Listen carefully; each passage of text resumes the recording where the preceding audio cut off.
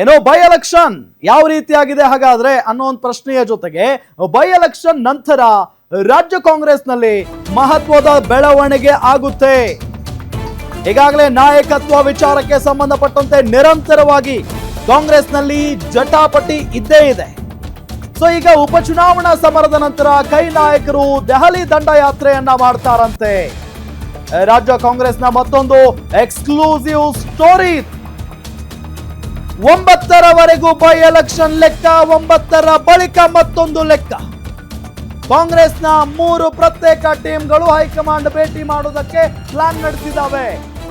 ಮತದಾನದ ಬಳಿಕ ದೆಹಲಿಗೆ ತೆರಳುವುದಕ್ಕೆ ಸಿಎಂ ಮತ್ತು ಡಿಸಿಎಂ ಇಬ್ಬರು ಕೂಡ ಪ್ಲಾನ್ ಮಾಡಿಕೊಂಡಿದ್ದಾರೆ. ಡಿಸಿಎಂ ಅಂಡ್ ಟೀಮ್ ನಿಂದ ಸಿಎಂ ಗಾದಿ ಗಿಟ್ಟಿಸಿಕೊಳ್ಳೋದಕ್ಕೆ ಸರ್ಕಸ್ ನಡೀತಾ ಇದೆ. ಕಳೆದ 6 ತಿಂಗಳುಗಳಿಂದ ನಿರಂತರವಾಗಿ ಪ್ರಯತ್ನ ನಡೀತಾ ಇದೆ. ಇನ್ನು ಸಿದ್ದರಾಮಯ್ಯ ಅಂಡ್ ಟೀಮ್ ನಿಂದ ಸಿಎಂ ಕುರ್ಚಿ ಉಳಿಸಿಕೊಳ್ಳೋದಕ್ಕೆ ಪ್ಲಾನ್ ನಡೀತಾ ಇದೆ. ಇತ್ತ ಸಂಪುಟ ಪುನರ್ರಚನೆ ಮಾಡಬೇಕು ಅಂತ ಹಿರಿಯ ಶಾಸಕರು ದೆಹಲಿ ಪರೇಡ್ಗೆ ಮುಂದಾಗ್ತಾ ಇದ್ದಾರೆ. ಸೊ ಒಂದಲ್ಲ ಎರಡಲ್ಲ 3 ಟೀಮ್ಗಳಾಗಿ ಉಪಚುನಾವಣೆ ಮುಗಿದ ನಂತರ ದೆಹಲಿ ದಂಡಯಾತ್ರೆಗೆ ಮುಂದಾಗ್ತಾ ಇದ್ದಾರೆ ಕಾಂಗ್ರೆಸ್ನ ಕಲಿಗಳು. ಈಗಾಗಲೇ ನಾವು ಹೇಳಿದ ಹಾಗೆ ಕಳೆದ 6 ತಿಂಗಳುಗಳಿಂದ ಡಿಸಿಎಂ ಡಿಕೆ ಶಿವಕುಮಾರ್ ಮತ್ತು ಅವರ ಬಳಗದಲ್ಲಿ ಗುರುತಿಸಿಕೊಂಡಿರುವಂತ ನಾಯಕರು ಶತಾಯಗತಾಯ ಇದೇ ಅವಧಿಯಲ್ಲಿ ಮುಖ್ಯಮಂತ್ರಿ ಆಗಬೇಕು ಡಿಕೆ ಶಿವಕುಮಾರ್ ಅಂತ ನಾನಾ ರೀತಿಯಲ್ಲಿ ತಂತ್ರಗಾರಿಕೆಯನ್ನ ಮಾಡ್ತಾ ಇದ್ದಾರೆ.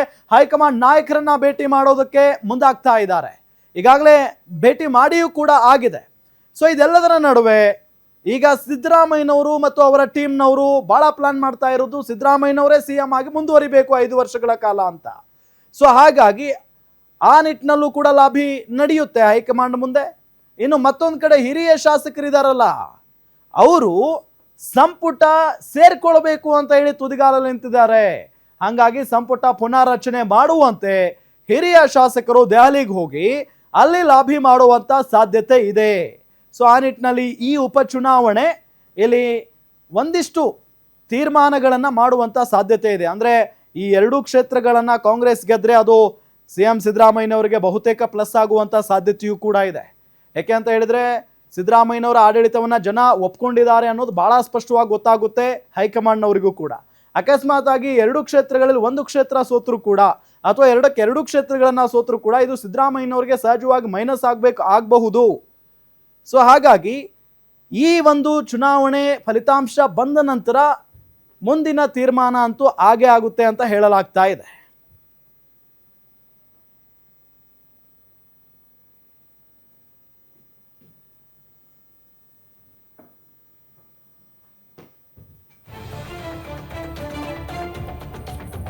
ನೋಡಿ, ಬೈ ಎಲೆಕ್ಷನ್ ಶತಾಯ ಗೆಲ್ಲಲೇಬೇಕು ಅನ್ನೋ ನಿಟ್ಟಿನಲ್ಲಿ 2 ಕ್ಷೇತ್ರಗಳಲ್ಲೂ ಕೂಡ ಒಂದು ಪ್ರಚಾರ ತಂತ್ರಗಾರಿಕೆ ಎಲ್ಲವನ್ನೂ ಕೂಡ ಮಾಡ್ತಾ ಇದ್ದಾರೆ.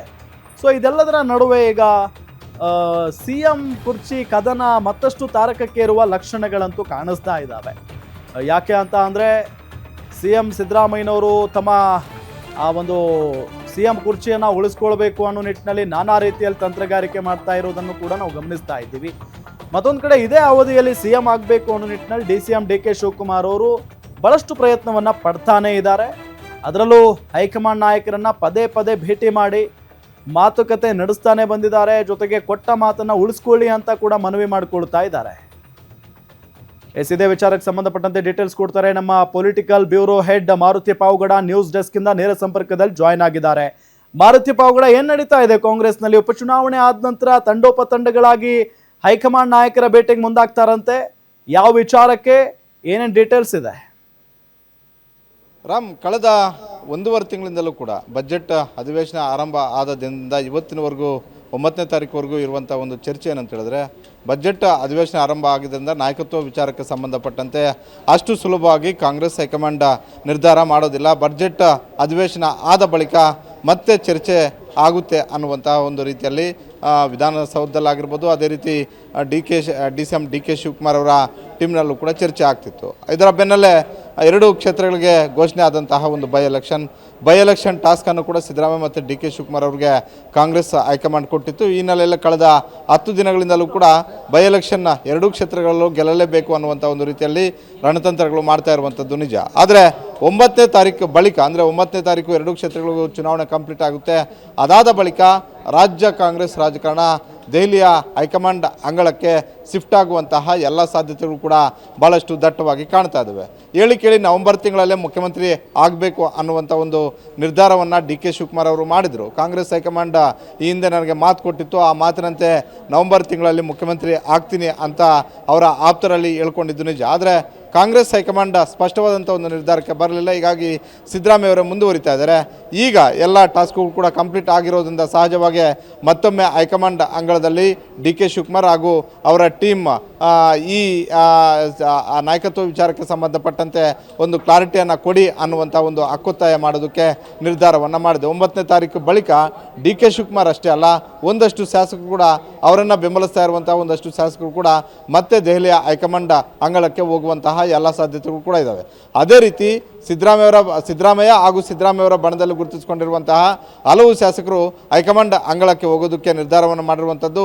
ಅದರಲ್ಲೂ ಸುಮಾರು 3-4 ಬಾರಿ ಗೆದ್ದು ಇನ್ನೂ ಕೂಡ ಸಚಿವರು ಆಗದೇ ಇರುವಂಥವ್ರು. ಈಗ ಸಂಪುಟ ಪುನರಚನೆಗೆ ಇದು ಸುಸಮಯ. 3 ವರ್ಷ ಕಂಪ್ಲೀಟ್ ಆಗ್ತಿರೋದ್ರಿಂದ ಬೇರೆಯವ್ರಿಗೆ ಅವಕಾಶಗಳು ಕೊಡಬೇಕು, ಹಿರಿಯರಿಗೆ ಅವಕಾಶಗಳನ್ನು ಕೊಡಿ ಅನ್ನುವಂಥ ಒಂದು ಹಕ್ಕೊತ್ತಾಯ ಮಾಡೋದಕ್ಕೆ ಕೆಲ ಶಾಸಕರು ಈಗಾಗಲೇ ರೆಡಿ ಮಾಡ್ಕೊಂಡಿದ್ದಾರೆ. ಅದರಲ್ಲೂ ಅವರೆಲ್ಲರೂ ನೋಡ್ತಿದ್ರೆ ಸಿದ್ದರಾಮಯ್ಯವರ ಸುತ್ತಮುತ್ತ ಇರುವಂತಹ ಹಲವು ಶಾಸಕರ ಪಟ್ಟಿನ ದೊಡ್ಡ ಮಟ್ಟದಲ್ಲಿದೆ. ಅದು ಟಿ ಬಿ ಜಯಚಂದ್ರ ಅವರಾಗಿರ್ಬೋದು, ರಾಜಣ್ಣ ಆಗಿರ್ಬೋದು, ಅದೇ ರೀತಿ ಹಲವು ಸುಮಾರು 20ಕ್ಕೂ ಅಧಿಕ ಶಾಸಕರು ಕಾಂಗ್ರೆಸ್ ಹೈಕಮಾಂಡ್ ಮೇಲೆ ಒತ್ತಡ ತರಬೇಕು ಅನ್ನುವಂಥ ಒಂದು ನಿರ್ಧಾರಕ್ಕೆ ಬಂದಿದ್ದಾರೆ. ಇದ್ರ ಜೊತೆಗೆ ಸಿದ್ದರಾಮಯ್ಯವರು ಕೂಡ 10ನೇ ತಾರೀಕು ಬಳಿಕ, ಅಂದರೆ ಬಹುತೇಕ 2ನೇ ವಾರದಲ್ಲಿ, ಏಪ್ರಿಲ್ 2ನೇ ವಾರದಲ್ಲಿ ಕಾಂಗ್ರೆಸ್ ಹೈಕಮಾಂಡ್ ಭೇಟಿ ಮಾಡಿ ಈ ಒಂದು ಸ್ಪಷ್ಟ ಕ್ಲಾರಿಟಿ ಕೊಡಿ ಅಂತ ಸಂಪುಟ ಪುನರಚನೆಗೆ ಹಲವು ಶಾಸಕರು ಒತ್ತಾಯ ಮಾಡ್ತಿರೋದ್ರಿಂದ ಪುನರಚನೆಗೆ ಅವಕಾಶವನ್ನು ಮಾಡಿಕೊಡಿ ಅನ್ನುವಂಥ ಒಂದು ಮನವಿಯನ್ನು ಮಾಡೋದಕ್ಕೆ ಒಟ್ಟಾರೆ ಹೋಗ್ತಿರುವಂಥದ್ದು.